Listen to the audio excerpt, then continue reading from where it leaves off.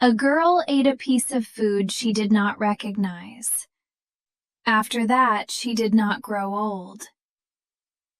Everyone she loved did. Tonight I'll tell you a story from Japan. She was born in a fishing village by the sea. An ordinary place. Small wooden houses, boats pulled up on the shore. The kind of village where nothing much ever happened. She was an ordinary girl. She mended nets with her mother. She watched the boats come in at dusk. Nothing about her was unusual. Not yet. One evening, her father came home from a gathering at another man's house. He brought back a little food, wrapped in a leaf. The host had served something strange that night. A pale meat that no one quite recognized.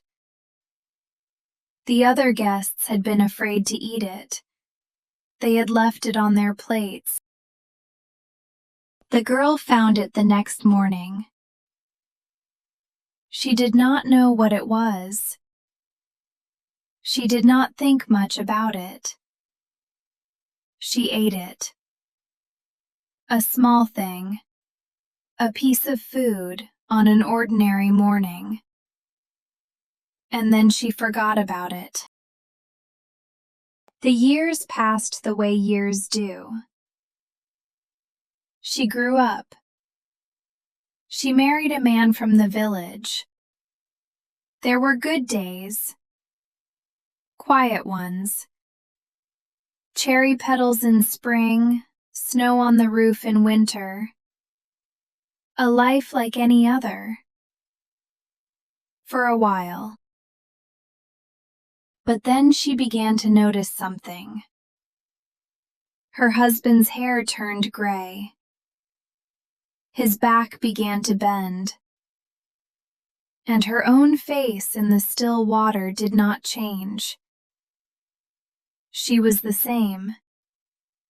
Exactly the same.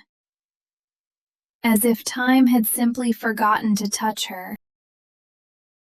She sat beside him at the end, her hand on his. He was old.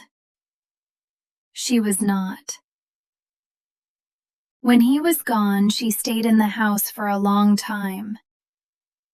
The room felt too large, too still.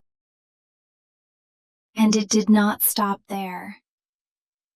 Her friends grew old and left. Their children grew old and left. She stood on the hill above the village again and again, watching them go. She buried people she loved, and then she buried their grandchildren. And still she remained. There is no word really for what that is. To stay, while everyone else moves on. To love people knowing, every time, that you will be the one left standing. She did not weep after a while. There were no tears left for it. Only a quiet that settled into her and stayed. So she cut her hair. She put on the robe of a nun, and she left the village. If she could not stop living, then she would walk. She would go from place to place.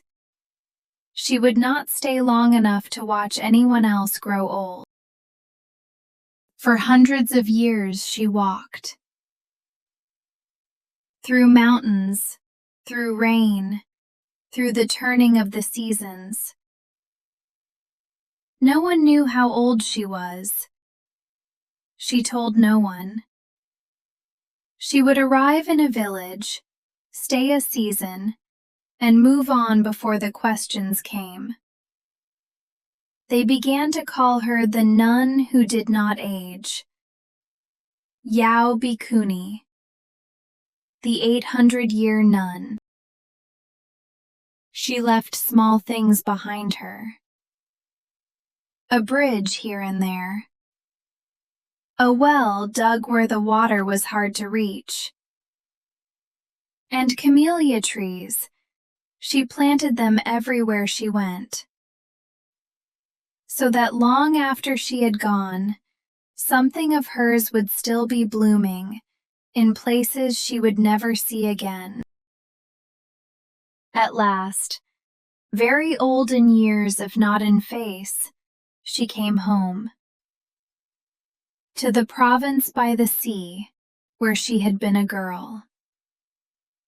There was a cave in the hillside there. She had decided. She laid a single white camellia at the entrance, and she stepped inside, and the dark closed gently around her. That is where the story ends. Or where it is said to end. No one saw what happened inside the cave. No one ever does. And every so often, even now, someone says they met a nun on a quiet road, a woman with a strangely young face who planted a camellia and was gone by morning. Probably it is nothing. Probably. The story of Yao Bikuni is told in many parts of Japan, in slightly different ways. Old camellia trees, said to be hers, still stand in some of these places. People once longed for a long life and prayed for it. But this story seems to ask a quieter question. Not how long a life should be, but how much loss a single heart can hold. I keep thinking about the camellias. How she kept planting things she knew she'd outlive. I'm not sure if that's hope or just a way to keep going.